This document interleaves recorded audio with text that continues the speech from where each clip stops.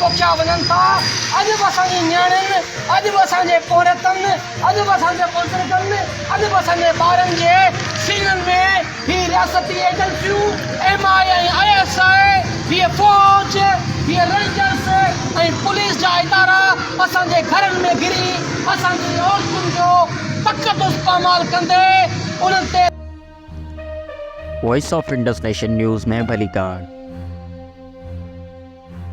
Sindh सजागी forum Karachi division पारां अॼु तारीख़ 29 सितंबर ते शाम 5 बजे खां 6:30 वॻे ताईं रेंजर्स पुलिस ऐं रियासत तरफ़ां माड़ी जलबाणी में क़त्ल कयल क़ौमी कारकुननि जे कातिरनि जी गिरफ़्तारी ऐं कंहिं निबरतनाक सज़ा ॾियारण लाइ सिंध सजागी फोरम जे मरकज़ी सदर सारंग जोए, मरकज़ी फाइनेंस सेक्रेटरी सोनी जोयो, कराची डिवीज़न अॻवान अब्दुल गनी आजिज़ जी अॻवाणीअ में कराची प्रेस क्लब आॾो प्ले कार्ड खणी सख़्त नारेबाज़ी कंदे एहतिजाजी मुज़ाहिरो कयो वियो। हिन एहतिजाजी मुज़ाहिरे ऐं मीडिया सां सिंध सजागी फोरम जे मरकज़ी सदर सारंग जोए, कराची डिवीज़न जे अॻवान अब्दुल गनी, जसाफ जे मरकज़ी अॻवान आसिफ भुट्ट, एडवोकेट माजिद गबोल, शागिर्द अॻवान बजाज जागीरानी, अवामी तहरीक अॻवान सागर मुश्ताक ऐं सिंध सुजागी फोरम ज़िले कोरंगी अॻवान ज़िले कोरंगी अॻवान शोएब शेख मुख़ातिब थींदे चयो त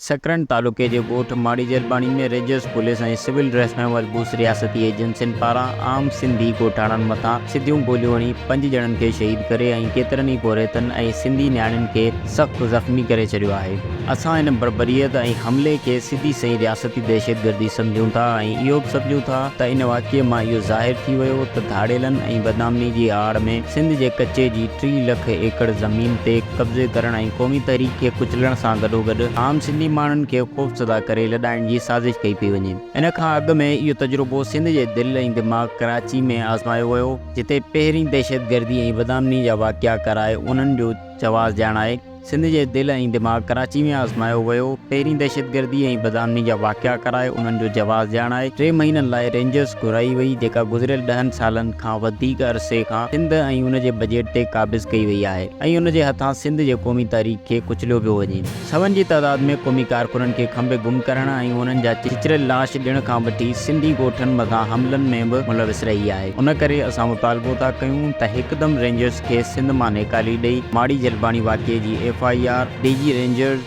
SSP नवाब शाह ऐं हद जे SHO मथां दहशतगर्दी ऐं क़त्ल जे कलमनि तहत दाख़िल करे कंहिं निबरतनाक सज़ा ॾिनी वञे, न त ॿी सूरत में हीअ एहतिजाजी तहरीक जारी रहंदी। उन मौक़े ते सिंध जे सुजागी फोरम कराची डिवीज़न पारां इहो ऐलान कयो वियो त हिन आचर 1 अक्टूबर 2023 जी शाम 5 वॻे तीन तलवार क्लिफ्टन कराचीअ ते धरणो हयो वेंदो ऐं सिंध जे शऊर खे, वकीलनि खे ऐं क़ौमी कारकुननि खे शिरकत जी अपील था कयूं। हिन एहतिजाजी मुज़ाहिरे में सिंध जे सुजागी फोरम जे मरकज़ी सदर सारंग जोए, मरकज़ी फाइनेंस सेक्रेटरी सोनी जोयो, कराची डिवीज़न अॻवान गनी आजिज़, ज़िली अॻवान शोएब शेख, मुजाहिद शेख,